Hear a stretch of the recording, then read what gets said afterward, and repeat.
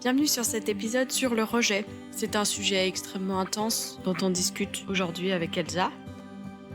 On a tous été rejetés dans notre vie et on va tous être rejetés à nouveau dans nos vies. J'espère que vous allez entendre dans nos discours qui sont peut-être un peu détachés.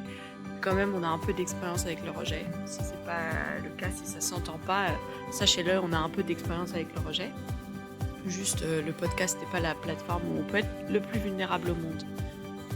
Je veux dire aussi que cet épisode a été une galère monstrueuse à enregistrer puisque finalement, le plateforme d'enregistrement qu'on utilise a eu un gros bug et donc on a dû faire cet épisode par bout de 4 minutes et toutes les 4 minutes, on devait arrêter et reprendre là où on en était. Bref, c'était une galère monstre, mais c'était très intéressant de discuter avec Elsa de ce thème et j'espère que ça va vous intéresser. Je vous souhaite un bon épisode et j'espère que ça va vous faire du bien d'entendre de l'espoir peut-être par rapport à nos rejets. Bienvenue, bonjour Elsa. Aujourd'hui, Bonjour nous Sophie. parlons rejet. Le rejet, qu'est-ce que c'est le rejet? Comment, quoi, pourquoi, comment? Et donc, c'est quoi tes pensées par rapport au rejet, toi? Donc mes pensées par rapport au rejet, c'est d'abord de regarder dans le dictionnaire ce que dit le dictionnaire finalement, parce que j'ai pas beaucoup d'opinions par moi-même et je préfère qu'on m'en donne. Et du coup, le dictionnaire dit que la définition du rejet, c'est de jeter, porter ou mettre ailleurs, ou éventuellement d'écarter en repoussant lorsqu'on parle de quelqu'un. Et c'est aussi le fait de ne pas assimiler quand on parle d'une greffe, donc quand t'as pas assimilé la greffe de ton poumon, quoi. Je Ouais. sais pas si on fait des greffes de poumon, mais vous avez compris l'idée. Si, je crois. Ok. Enfin, on n'est pas médecin, donc on peut pas savoir. Non. Bon, bref. Très intéressant cette idée d'organe, parce que quand on se fait rejeter, en vrai, on pense souvent que c'est notre faute. Ou alors, on a ce réflexe de protection de dire que c'est la faute de l'autre totalement. Mais quand un organe se fait rejeter, je pense que c'est autant la faute du corps que de l'organe, c'est-à-dire qu'il n'y a pas eu de match réciproque. Un matching, une correspondance, si on parle français en langue vernaculaire. Et donc, j'ai appris vernaculaire il y a pas longtemps, j'essaye de le caler pour avoir l'air Attends, intelligent. est-ce que tu peux me l'expliquer parce que moi j'allais faire genre j'étais intelligente à le comprendre, mais je le comprends pas. Je crois que ça veut dire en langue originale, en langue mère, quoi. Ok. Genre en ok, ok, En très bien. français, quoi. Au lieu de faire Ouais. matching, je parle d'un matching organe-corps, Mhm. je dis C'est dans maintenant correspondance, ok pour en langue éviter vernaculaire. les mots anglophones et tout ça. Ok, Exactement. Et très donc, bien. la question vient, naturellement, à ton avis, Elsa, de ton expérience et de ta vie, pas ton expérience que personnelle, mais aussi l'expérience des gens dans ta vie, pourquoi est-ce que c'est si dur de se faire rejeter en tant qu'être humain? En fait, ça te remet en question dans qui tu es. Tu te Ouais. dis pourquoi est-ce que je n'ai pas matché avec cette personne. Bon, déjà, on n'est souvent pas trop dans cette optique, on est plutôt dans Non, ouais. juste le C'est quoi français. mon problème? Voilà, c'est quoi mon problème. Ouais. Et en fait, on voit pas trop la vision globale dans le fait que c'est juste vous deux qui n'avez pas marché, ou vous deux enfin, si c'est toi et un groupe, ou toi et quelqu'un d'autre, ou toi et une situation, ça peut être se faire rejeter au travail, ou je n'en sais rien. Ouais. Et on a du mal à se dire que c'était juste les deux qui n'étaient pas compatibles, un peu comme deux liquides miscibles. Deux liquides, quand ils sont pas miscibles, ils sont pas miscibles parce qu'il y en a un qui est plus léger par rapport à l'autre, ou lourd, je me souviens plus, ça date d'il y a longtemps. Ouais. C'est parce qu'il y en a un qui est plus léger que l'autre, mais on pourrait dire il y en a un il est trop lourd par rapport à l'autre, ou l'autre qui est trop léger par rapport à l'autre. Est-ce que c'est juste une question de poids ou c'est même une question fondamentale de genre comment les cellules sont faites? Il y a Moi, je les pense deux. que c'est au-delà Oui, du poids, c'est genre deux matériaux qui ne peuvent pas se mélanger. oui. Et du coup, enfin, moi, quand j'essaye de transposer ça à ma vie, je me dis, bah, du coup, il est pas si mal le rejet. Mais en Enfin, fait, c'est neutre. ouais, c'est que enfin, on n'était pas miscible, tant pis. Ouais, Mais par oui, contre, ça fait mal. Le problème, c'est que ça fait mal parce dans ces moments-là, on se dit, j'ai un problème, je sais pas, je suis pas bien ouais, pour les gens, je suis pas adaptée à ces situations, on se dit, j'ai un problème. Ou alors on se dit, oui, bah, c'est des gens méchants qui veulent pas de moi, c'est dommage pour eux. oui. Moi, ça me questionne de pourquoi est-ce que le rejet, c'est si difficile pour nous. Dans cette idée de miscible et non miscible, en fait, je me dis, Est-ce que c'est parce qu'on fusionne trop et on veut trop fusionner avec les autres et on veut pas rester nous-mêmes notre propre personne? Je ne suis miscible avec rien car mon corps est solide et je peux pas, fusionner avec quelque chose d'autre. Et du coup, est-ce qu'on aurait moins peur du rejet si on arrivait plus à être notre propre personne?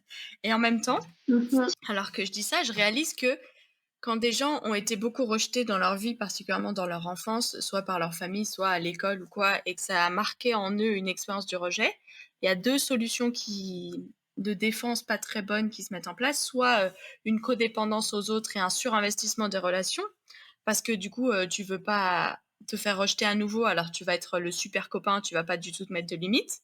C'est pas hyper sain et hyper viable à long terme. Soit une espèce d'indépendance et de retrait de la vie sociale, en fait. Et un refus de la vulnérabilité pour ne pas se faire rejeter. Et en gros, tu contrôles toi-même le fait que, ben, tu donnes accès à personne, comme ça tu te fais pas rejeter. Et du coup, bah, est-ce que, cette idée de dire: «Je suis ma propre personne et du coup je peux pas me faire rejeter», c'est pas une forme de un mécanisme de défense pour fuir le rejet? Et là, vous assistez en direct à une séance de thérapie de moi-même avec moi-même. Oui, bon, du coup, oui, ça fait un peu genre, je mets des œillères que je vois pas. Je peux pas me faire rejeter parce que je suis ma propre personne. Aussi, c'est parce je trouve qu'on met vachement une connotation négative au rejet. Et forcément, du coup, si tu mets une connotation négative au rejet, il y a la blessure qui est liée. Mais moi, je me questionne, c'est est-ce que finalement, si t'es pas blessé quand quelqu'un te rejette, est-ce que tu étais vraiment attaché ou est-ce que tu te distançais de cette personne? Ouais, non, mais oui, c'est sûr. Quand tu es rejeté, ça nous arrive plein de fois. Il y a plein de rejets plus ou moins difficiles. Quand c'est pas difficile, ça veut dire pour moi qu'il y avait pas trop d'affect en jeu et que on n'était pas trop attaché. Mais pour les gros rejets, et on va en connaître dans notre vie, hein, bah, soit des séparations amoureuses, soit des séparations amicales, soit un rejet professionnel, des problèmes, enfin voilà. Si t'en as pas connu dans ta vie, t'en connaîtras forcément, désolé. Bienvenue dans l'humanité. Mais en fait, dans l'investissement avec les gens dans nos vies, il y a ce risque du rejet, tout le temps. En fait, c'est juste quelque chose qu'on doit avoir en tête. De se dire, écoute, bah, ce monde, il est tel qu'il est et ça va m'arriver. Et je trouve que c'était dans cette disposition déjà, tu peux, si t'es chrétien, te dire, de toute façon, je sais que ma seule certitude dans mes relations, c'est celle que je vais avoir avec Dieu. Que Et lui, il te rejettera jamais. ouais, Ouais. bah, le rejet, ça veut juste dire, bah ça y est, c'est fini. Ah oui, et je me rappelle d'un truc dans la définition aussi Larousse, il y a quelque chose qu'on appelle le rejet dans la botanique, c'est Ah ouais, une nouvelle pousse. Et je trouvais ça beau de me intéressant. dire que un rejet, c'est une nouvelle pousse. Donc c'est que ça t'annonce bah, un nouveau départ, quelque chose de nouveau. Ouais. Et que, ouais, forcément, la jonction entre la relation passée et ce qui va arriver après, elle peut faire un peu mal. Ouais. Mais il faut pas que ça te remette en question dans ton identité, quoi. Ouais. Moi, je veux bien partager un petit peu de mon expérience personnelle parce que, en fait, moi, j'ai beaucoup souffert du rejet quand j'étais ado, quand j'étais au collège. Je pense que j'étais un peu trop différente des autres enfants de mon âge et ils voulaient pas trop être avec moi. Et comme les collégiens sont assez ignobles socialement, parce que je sais pas ce qui se passe dans la tête, mais je me suis beaucoup fait rejeter. Et en fait, j'ai travaillé sur moi, j'ai compris que la blessure du rejet, en fait, elle allait m'accompagner toute ma vie et que c'était à moi de choisir dans les situations qui réactivaient, des peurs d'abandon ou de rejet. Là, ça fait vraiment extrêmement intense et extrêmement personnel ce que je raconte, mais bon, c'est pas grave, on en est tous là. En fait, dans les situations qui réactivent cette peur du rejet ou cet abandon, j'avais 2 choix, soit de en fait, me dire, me recreuser cette blessure et me redire, mais voilà, encore une fois, les gens me rejettent. Et puis, regardez, c'est parce qu'il y a un problème de fond avec moi. Donc, il y a ce choix, en fait, si on a été marqué par l'empreinte du rejet, de choisir. Et des fois, on n'est pas en capacité de choisir parce qu'on a été trop blessé et c'est trop difficile. Mais moi, je crois qu'il y a la possibilité de dire, bah, en fait, là, je choisis de pas me sentir rejetée. Je choisis d'accueillir ma tristesse, d'accueillir ma déception peut-être dans cette situation qui fait écho à ma blessure du rejet. Mais je vais pas me laisser embarquer dans des discours intérieurs. Oh, c'est encore ma faute, je suis vraiment nulle. Ou oh, l'autre, vraiment, on peut pas faire confiance à l'humain, je peux faire confiance à personne et tout. Tous les mécanismes qu'on a. Et il faut essayer de remettre les choses à sa place, quoi. Parce que si l'approbation de l'autre est si important pour toi, parce qu'elle, le fait qu'elle, t'as envie qu'elle t'accepte dans sa vie, est-ce que du coup, t'as une juste image de toi, quoi? Est-ce que tu dépends d'eux pour, est-ce que tu vois ta valeur dans le fait que les gens t'aient accepté dans leur vie de ces personnes-là, quoi? Est-ce que tu te sens moins bien le soir quand tu rentres chez toi en sachant que t'as pas réussi à t'intégrer dans ce groupe? Ou est-ce que tu sais que ta valeur, elle est pas là-dedans? Mais toi, comment tu penses qu'on se remet si on a été rejeté? Comment est-ce qu'on se remet si on a été rejeté? Bah, déjà, l'outil le plus simple, le premier qui me vient en tête, mais c'est un outil qui sert dans tout, c'est le temps, clairement, et que le temps guérit tout, comme on dit. Mais en fait, il faut pas avoir, je pense que si on veut aussi guérir le rejet, il faut pas avoir peur d'aller vers les gens. Il faut essayer de trouver la balance entre être dépendant des autres et du coup bah, se replier sur des relations qu'on a ailleurs. Et ça va pas être sain du coup parce que si on part du principe qu'on peut se faire rejeter, même si on va pas, même si on veut pas devenir parano, mais enfin la dépendance, voilà, on sait que c'est pas bon.